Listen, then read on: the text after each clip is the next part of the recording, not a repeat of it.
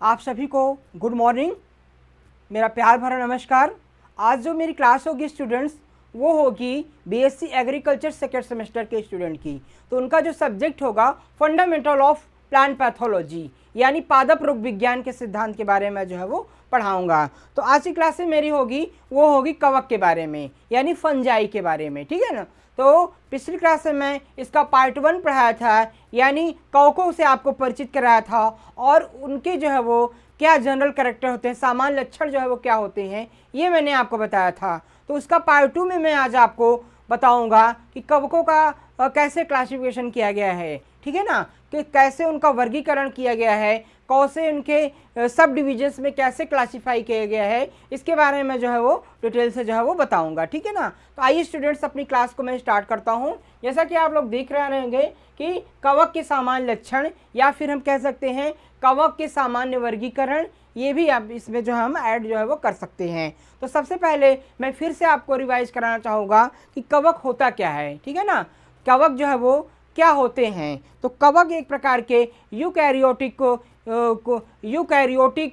कोशिका के जो है वो यूकैरियोटिक कोशिका के एक कोशिकीय जीव होते हैं, जो है अपना भोजन जो है वो स्वयं नहीं बना पाते हैं, अपने पोषण की आवश्यकता के लिए दूसरे जीवों पे, मृत पदार्थों पे जो है वो निर्भर होते हैं। और वो जो है एक प्रकार के कवक जो होते हैं, जैसे ईस्ट हो गया, आपका ईस्ट हो गया, मशरूम हो गया, मिल्डी हो गया, ये सारे आपके कवक की श्रेणी में होते हैं। कवकों की संरचना कई प्रकार की होती है। ये जो है वो अदृश्य रूप में जो है प्रत्येक जगह जो है वो मौजूद होते हैं, ठीक है ना। इनकी संरचना अलग अलग प्रकार की होती है। ये गोलाकार होते हैं, लंबाकार होते हैं, बेलनाकार होते हैं, खष्टभुजाकार होते हैं। कई प्रकार की आकृति के जो है वो कवक जो है वो बने होते हैं और ये अदृश्य रूप में प्रत्येक जगह पे मौजूद होते हैं। जैसे आपके हवा में ये लाखों की संख्या में मौजूद होते हैं और किसी तरीके से अपने पोषक को जो है वो सर्च करते हैं और उपयुक्त पोषक प्राप्त करने पर जो है वो उसको पूरी तरह से विखंडित कर देते हैं, ठीक है ना। ये एक प्रकार से जटिल तत्वों को सरल तत्वों में जोड़ने, डिग्रेडेट करने का काम, सड़ाने गलाने का काम जो है वो करते हैं। तो इस प्रकार से जो ये एक प्रकार के ऐसे सूक्ष्म जीवाणु होते हैं जो एक प्रकार से कई चीज़ों को जो है वो प्रभावित जो है वो करते हैं, ठीक है ना। तो ये अपना भोजन जो है वो दूसरों से बनाते हैं। इनमें क्लोरोफिल नहीं पाया जाता है, जैसे अपना भोजन जो है वो स्वयं बनाने में असक्षम होते हैं, ठीक है ना। तो इस प्रकार से इनकी कई स्पीसीज होती हैं। इनकी जो है वो कई सारी हजारों स्पीसीज अलग अलग होती हैं, जो अलग अलग प्रकार से इनका यूज़ होता है। कुछ लाभदायक भी कवक होते हैं, कुछ हानिकारक भी होते हैं, ठीक है ना। तो एक प्रकार के जो है वो मोस्टली एक प्रकार के प्रोटीन होते हैं, ये भी हम कह सकते हैं, ठीक है ना। आइए हम इसके बारे में डिटेल से आपको जो है वो आगे जो है वो बताते हैं। हम यहाँ तक पहुँच पाए हैं कि आपके स्पोर्स क्या होते हैं, यानी बीजाणु क्या होते हैं, ठीक है ना। मैंने पिछली क्लास में डिटेल से बताया है, आप मेरा पिछला वीडियो देख करके और बाकी इसके बारे में डिटेल से आप पढ़ सकते हैं। आगे मैं आज आपको पढ़ाने जा रहा हूँ वो है आपके स्पोर्स, यानी बीजाणु। तो बीजाणु क्या होते हैं। तो बीजाणु जो है कवक की सुस्पष्ट प्रजनन इकाई है। क्या इकाई होती है? सुस्पष्ट प्रजनन इकाई होती हैं, ठीक है ना, यानी आपके रिप्रोडक्शन यूनिट होते हैं। स्पोर्स क्या होते हैं? Spores is a reproductive unit of fungi, यानी जो स्पोर्स बीजाणु होते हैं उसी के बीजाणु के द्वारा ही इनका मल्टीप्लिकेशन होता है, इनका गुणन होता है, ठीक है ना। यानी 2 से 3, 3 से 8, 3 से 9, 9 से जो है वो 18, इस प्रकार से इनका विखंडन होता है। इस प्रकार से इनका मल्टीप्लिकेशन जो है वो होता है, ठीक है ना। तो इनकी प्रजनन रेट जो है ज़्यादा होती है। ये एक प्रकार के जो है स्पोर जो होते हैं वो प्रजनन इकाई होते हैं और बीजाणु अलैंगिक तथा लैंगिक प्रजनन दोनों प्रकार के जो है वो कर सकते हैं। यानी जो बीजाणु होते हैं, जो स्पोर्स होते हैं, उनमें लैंगिक यानी सेक्सुअल एंड एसेक्सुअल रिप्रोडक्शन दोनों प्रकार का रिप्रोडक्शन जो है पाया जाता है। यानी लैंगिक और अलैंगिक जनन जो है वो दोनों प्रकार का होता है। अब बात आती है कि लैंगिक और अलैंगिक जनन क्या होता है। तो लैंगिक जनन जो होता है जो है वो जिसमें जो है वो जिसमें प्रजनन की क्रिया होती है, जिसमें जो है वो आपके जिसमें बीज के द्वारा, बीजाणुओं के द्वारा जो है वो स्पोर्स जो है वो नए संतति का जन्म होता है, उसमें लैंगिक प्रजनन कहते हैं, ठीक है ना। और जिसमें किसी भी किसी भी पार्ट के द्वारा, ठीक है, जिसमें फंगस के किसी भी पार्ट के द्वारा जो है वो जिसमें बीजाणुओं के द्वारा होता है, ठीक है, जिसमें जो है वो जिसमें जो है किसी मेटिंग के द्वारा दिया, जब माता पिता के संयुग्मन के द्वारा जो है वो संतति का जन्म होता है तो वो होता है आपके लैंगिक जनन कहलाता है, जिसमें किसी भाग के द्वारा यानी फंगस से किसी शरीर के किसी भी भाग के द्वारा नए फंगस का निकलना, नए जीवाणु का, नए सूक्ष्म जीव का निकलना, उसे हम क्या कहते हैं, अलैंगिक जनन जो है वो कहते हैं, ठीक है ना। तो इस प्रकार से जो है वो लैंगिक एवं अलैंगिक जनन दोनों प्रकार का जनन जो है वो आपके कवक में होता है। और स्पोर्स क्या होते हैं, स्पोर्स बीजाणु कवक से अलग हो जाते हैं और ये दूर दूर तक बिखर जाते हैं, ठीक है ना। स्पोर्स जो बीजाणु होते हैं वो कवक से अलग हो जाते हैं और दूर दूर तक बिखर जाते हैं, यानी जो स्पोर्स होते हैं, बीजाणु होते हैं, वो हवा के माध्यम से कई अलग अलग स्थानों पर बिखर जाते हैं और फिर वो अपना मल्टीप्लिकेशन तेजी से करते रहते हैं। और जलीय कवक क्या होते हैं, जो जल में रहते हैं, जलीय कवक के बीजाणुओं में तैरने के लिए जो है वो बहुत से स्थलीय कवकों को, बीजाणु हल्के छोटे होते हैं जो हवा के द्वारा बिखर जाते हैं, ठीक है ना। तो जो जलीय कवक होते हैं यानी आपके पानी में पाए जाते हैं, जो जल में तैरते रहते हैं, वो जल के द्वारा एक स्थान से दूसरे स्थान पर जो है वो पहुंच जाते हैं, ठीक है ना।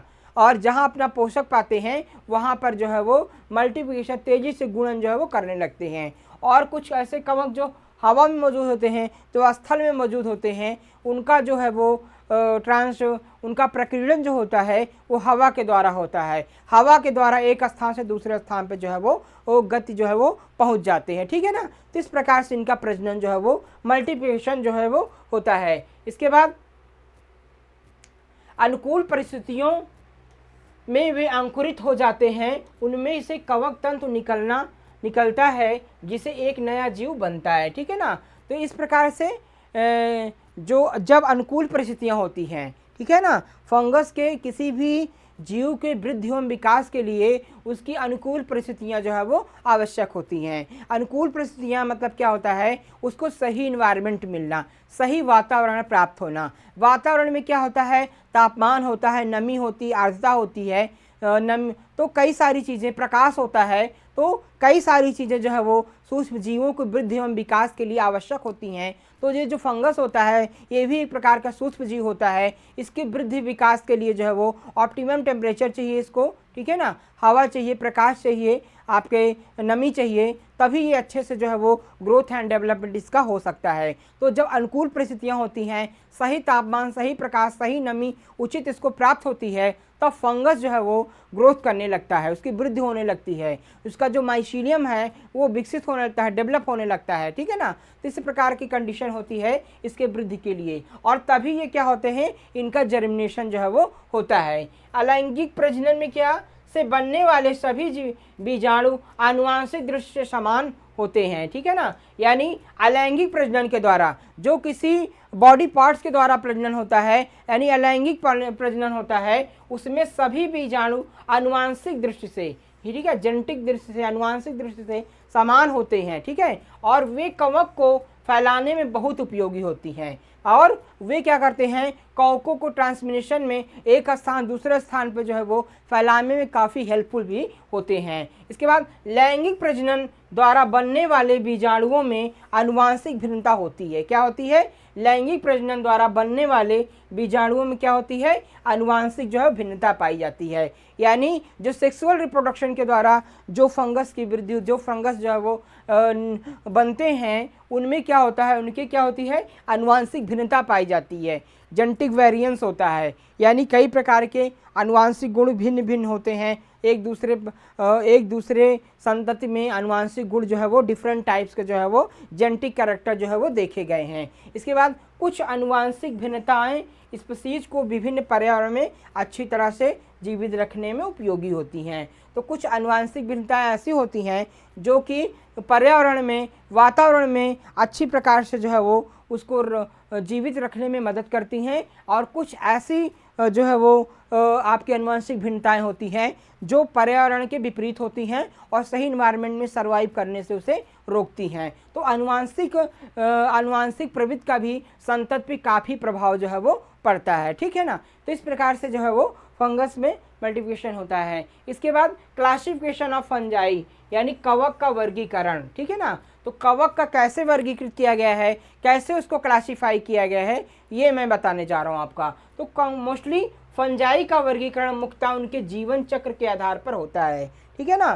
फंगस का वर्गीकरण कैसे किया जाता है, उनके लाइफ साइकिल के आधार पे। कैसे किया जाता है, life cycle, according to the life cycle, ठीक है ना। यानी उनके जीवन चक्र के आधार पे, जीवन चक्र के आधार पे कैसे उनको क्लासिफाई करेंगे, तो जीवन चक्र के आधार पे कवक में प्रजनन संरचनाओं की आकारिकी तथा बीजाणु बनने की विधि उनके वर्गीकरण का प्रमुख आधार है, ठीक है ना। यानी उनकी आकार की और में बीजाणु को बनने की प्रकृति, ठीक है ना। कवकों का वर्गीकरण कैसे किया जाएगा, उनके एक प्रकार से जीवन चक्र के आधार पे, लाइफ साइकिल के आधार पे। और लाइफ साइकिल में कैसे किया जाएगा, उनकी आकार की यानी उनकी बनावट कैसी होती है, और उनसे जो है वो बीजाणु बनने की प्रक्रिया, और उसमें स्पोरोजेनेसिस की प्रक्रिया कैसे होती है, कैसे बीजाणुओं का निर्माण होता है, इसके आधार पे उनका वर्गीकरण जो है वो किया गया है, ठीक है ना।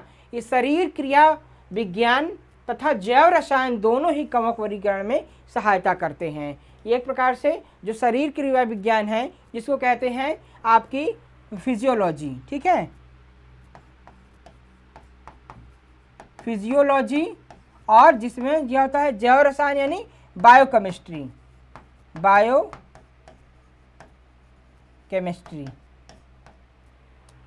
बायोकेमिस्ट्री और फिजियोलॉजी दोनों ही कवक के वर्गीकरण में जो है वो दोनों ही फंगस के क्लासिफिकेशन में हेल्पफुल होते हैं, ठीक है। अतः कवक के कुछ मुख्य वर्गों में जीवित किया गया है।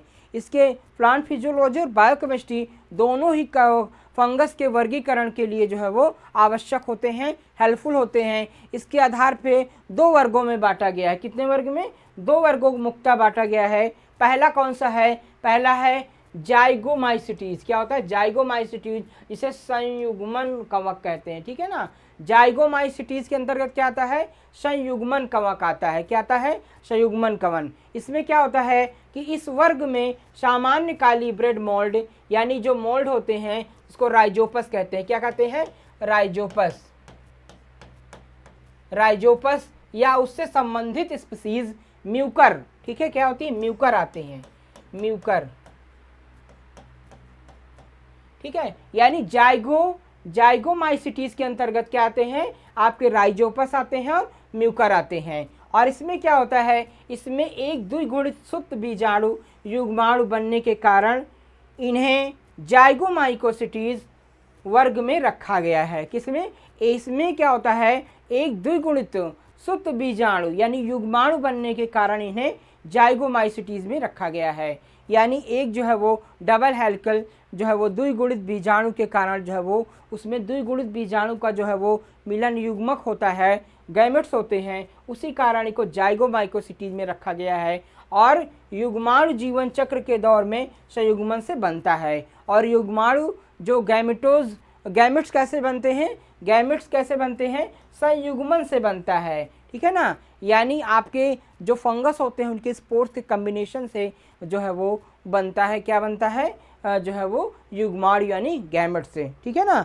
कोई भी जो स्पोर्स होते हैं वो आपस में मिल करके जाइगोट्स का निर्माण करते हैं, फिर जाइगोट का संयुग्मन होता है, फिर उससे नई जनरेशन का जो है वो जन्म होता है, ठीक। इसके बाद इस वर्ग के कवकों के अपटी बहुकेंद्रीय कवक तंतुओं में केंद्रक अगुणित होता है, ठीक है ना। तो क्या होता है, इसमें केंद्रक जो होता है वो अगुणित होता है। और अलैंगिक प्रजनन के समय इन कवक तंतुओं में बहुत से वायवीय फंजाई तंतु मिलते हैं, ठीक है ना। यानी जो अलैंगिक प्रजनन के समय जैसे आपका एसेक्सुअल रिप्रोडक्शन होता है, यानी किसी भी सूक्ष्म जीव के किसी भाग के द्वारा, किसी बॉडी पार्ट्स के द्वारा जो प्रजनन होता है उसे अलैंगिक प्रजनन कहते हैं। और अलैंगिक प्रजनन के समय इन कवक तंतुओं में बहुत सी वायु यानी, ठीक है ना, वायु फंजाई तंतु यानी फंगस के माइसीलियम जो है वो निकलते हैं। और ये जो माइसीलियम होते हैं ये फंजाई तंतु शाखीय होते हैं। ये जो माइसीलियम होते हैं ये कई प्रकार के शाखीय होते हैं, ब्रांच नुमा होते हैं, ठीक है ना, शाखीय होते हैं और इन्हें बीजाणुधानी धर कहते हैं, ठीक है ना। इन्हें क्या कहते हैं? स्पोरोजेनेसिस कहते हैं। क्या कहते हैं? स्पोरोजेनेसिस।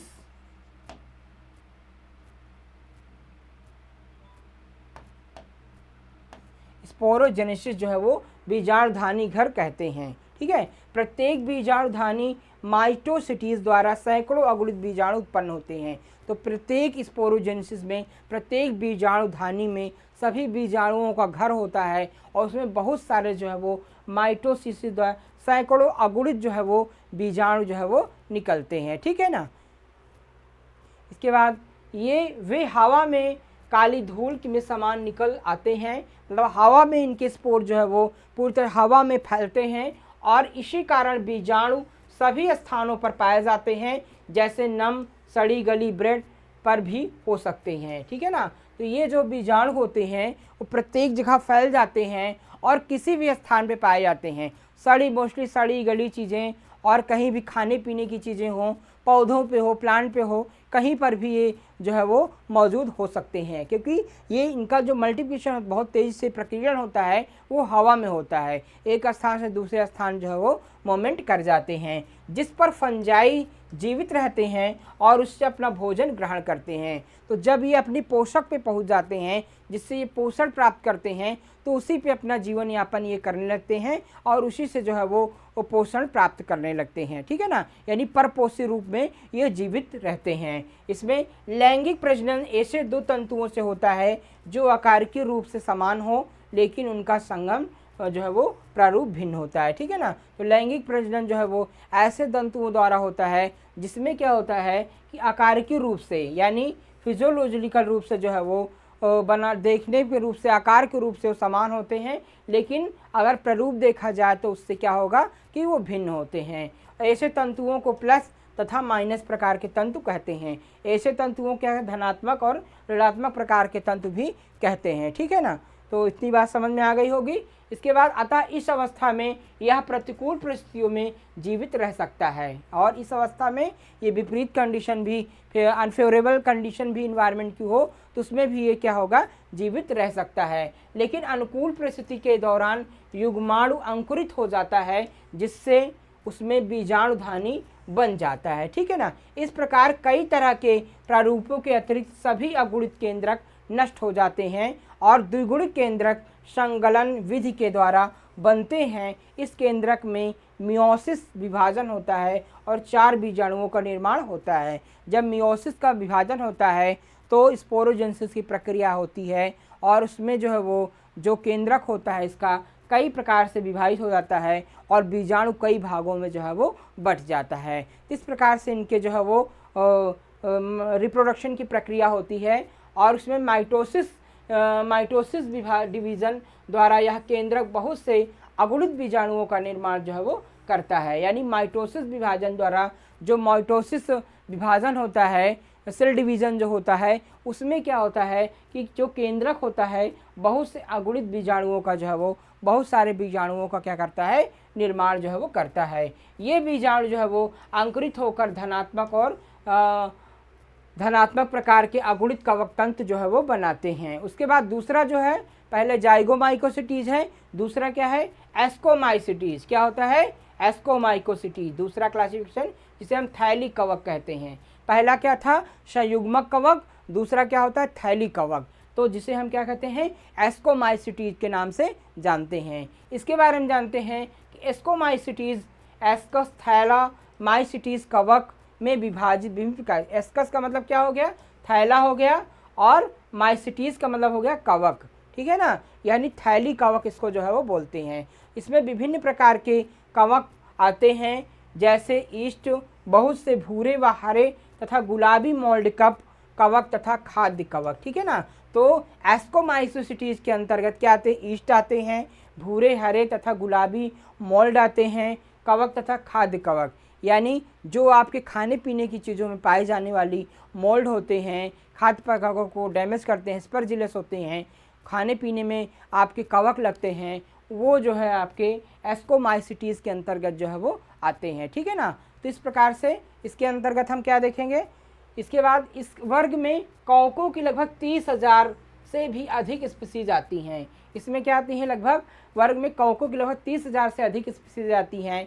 जैसे आपका फजार्ड इफेक्टाई के कुछ सदस्यों में लैंगिक जनन की कुछ अवस्थाओं का पता लगाने के बाद ऐसा लगता है कि वे एस्कोमाइसिटीज़ के अंतर्गत सदस्य होते हैं। एस्कोमाइसिटीज़ क्या अगुणित कवक है और इसका कवक जाल पटी होता है। कैसा होता है, इसका कवक जाल पटी होता है। इसमें अलैंगिक जनन के द्वारा बीजाणु एक श्रृंखला में बनते हैं। इसमें अलैंगिक जनन के द्वारा बीजाणु एक श्रृंखला में बनते हैं, श्रृंखलाबद्ध तरीके से बनते हैं और ये बहिर्जात होते हैं तथा बीजाणुधानी में नहीं बनते हैं। यानी स्पोरोजेनेसिस में इसका निर्माण नहीं होता है। ये जो है एक श्रृंखला के आकार के जो है वो वृद्धि एवं विकास यानी इनका निर्माण जो है वो होता है। आगे जानते हैं, ऐसे बीजाणुओं को कोनिडिया कहते हैं। क्या कहते हैं, कोनिडिया कहते हैं। इनका रंग सुस्पष्ट होता है। ब्रेड फलों तथा चमड़े पर उगने वाली हरी भूरी कवक एस्कोमाइसिटीज़ के अंतर्गत आती है। यानी जितने भी फलों पर, ब्रेड के ऊपर और तमाम प्रकार चमड़ों के ऊपर जो फंगस डेवलप होते हैं वो एस्कोमाइसिटीज़ के अंतर्गत जो है वो आते हैं।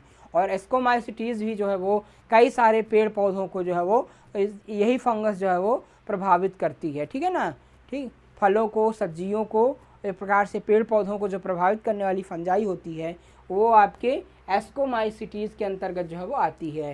इसके बाद इस वर्ग के कवक पौधों में भी बहुत से रोग फैलाते हैं, जैसे पाउडरी मिल्ड्यू। ठीक है ना, यानी मैंने पहले ही बताया कि बहुत सारे पौधों में जो रोग फैलाते हैं वो फंगस एस्कोमाइसिटीज़ के अंतर्गत आते हैं। जैसे आपका पाउडरी मिल्ड्यू, डाउनी मिल्ड्यू, ठीक है ना, ईस्ट आपका मोल्ड हो गया, तमाम प्रकार के एस्परजिलस, तो तमाम प्रकार की फंजाई इसी के अंतर्गत आती हैं। इस फाइलम का मुख्य गुण यह है कि इनका आकार थैले की भांति होता है। कैसा होता है, थैले की भांति। तो इसका मुख्य गुण क्या होता है कि ये इनका आकार जो होता है थैले की भांति होता है। इन थैलों में लैंगिक जनन द्वारा बने एस्कस बीजाणु होते हैं। क्या होते हैं, एस्कस बीजाणु जो है वो पाए जाते हैं। इसके अलावा दो विरोधी संगम प्रारूप के कवक तंतुओं में लैंगिक संगलन होता है, जिसके कारण एस्कस बनता है। क्या बनता है, एस्कस बनता है। एस्कस में स्थित दो अगुणित केंद्रक संगलित हो जाते हैं, जिसके कारण एक युग्मक जो है वो युग्मनज का निर्माण जो है वो होता है। युग्मनज में मियोसिस विभाजन होता है। क्या होता है, मियोसिस विभाजन होता है, और जिसमें एस्कस में 4 अथवा 8 अगुणित एस्कस बीजाणु बन जो है वो जाते हैं। ठीक है ना, तो इस प्रकार से इसमें जो है वो सेल डिवीजन की प्रक्रिया होती है। इसमें से आधे एस्कस बीजाणु प्लस के तथा आधे जो है वो एस्कस फट जाते हैं और उनमें बेसिडियोमाइसिटीज़ बल्ब कवक जो है वो उत्पन्न हो जाते हैं। ठीक है, बेसिडियोमाइसिटीज़ क्या है, एस्कोमाइसिटीज़ का ही सब डिविजन्स होता है बेसिडोमाइकोसिटीज़। बेसिडोमाइकोसिटीज़ में कई सारी प्लांट जो है वो पौधों को प्रभावित करने वाली कवक जो है वो स्पीसीज इसके अंतर्गत आती हैं। इसमें इस वर्ग में 25,000 से अधिक स्पीसीज होती हैं। इस वर्ग का नाम बेसिडियम से पड़ा है। इस वर्ग की चोटी पर 4 बीजाणु यानी होते हैं। जैसे आपका मशरूम हो गया, वो भी बेसिडोमाइकोसिटीज़ के अंतर्गत आता है। ठीक है ना, इसमें जैसे आपका लाइकेन हो गया। ठीक है, अगला क्या है, लाइकेन। तो लाइकेन क्या होता है, लाइकेन जो है इसमें एस्कोमाइसिटीज़ या बेसिडोमाइसिटीज़ कवक तथा हरे शैवाल रासायनोबैक्टीरिया उपस्थित होते हैं। ठीक है ना, तो ये मोस्टली जो है आपका एस्कोमाइसिटीज़ के अंतर्गत आती है। लाइकेन, लाइकेन को क्या कहते हैं, मोस्टली शैवाल होता है, साइनोबैक्टीरिया होता है, बैक्टीरिया होता है, जिसमें जो है वो आपके कवक तथा हरे शैवाल या साइनोबैक्टीरिया उपस्थित होते हैं, जो कि अपना भोजन स्वयं जो है वो बनाते हैं। लाइकेन में उपस्थित शैवाल साइनोबैक्टीरिया हो तो यह वायुमंडल में उपस्थित नाइट्रोजन को स्थिर करता है। ठीक है ना, तो लाइकेन में जो उपस्थित साइनोबैक्टीरिया होता है वो इन्वायरमेंट से नाइट्रोजन का फिक्सेशन करता है सॉइल में। तो ये भी इसका इम्पोर्टेंट कैरेक्टर जो है वो होता है। ये कवक जो है लाइकेन को आकृति प्रदान करता है और वृक्ष की छालों, पत्तों, चट्टानों आदि से चिपकाए रखता है। तब तापमान, सातिश, नमी को, ठीक है ना। तो ये जो है वो लाइकेन को आकृति प्रदान करता है, ये कवक, और वृक्ष की छालों और पत्तों आदि से जो है वो उसको चिपका करके रखता है। लाइकेन उस जगह अधिक मात्रा में पाए जाते हैं जहाँ पर वायु प्रदूषित नहीं होती है, इसलिए ये बंजर चट्टानों, ठंडे हुए ज्वालामुखी, लाओ, यहाँ तक कि टुंड्रा बर्फीली मिट्टी में भी पाए जाते हैं, ठीक है ना। तो लाइकेन जो है एक प्रकार से वायु प्रदूषण को सूचित करता है। जहाँ पर वायु में प्रदूषण नहीं होता है, शुद्ध होती है, वहाँ पर लाइकेन ज़्यादा पाए जाते हैं।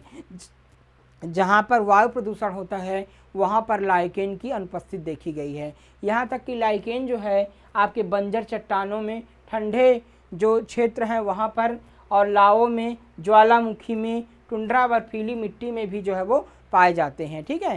तो लाइकेन जो है क्या करते हैं, आपके वायु प्रदूषण का सूचक जो है वो माने जाते हैं।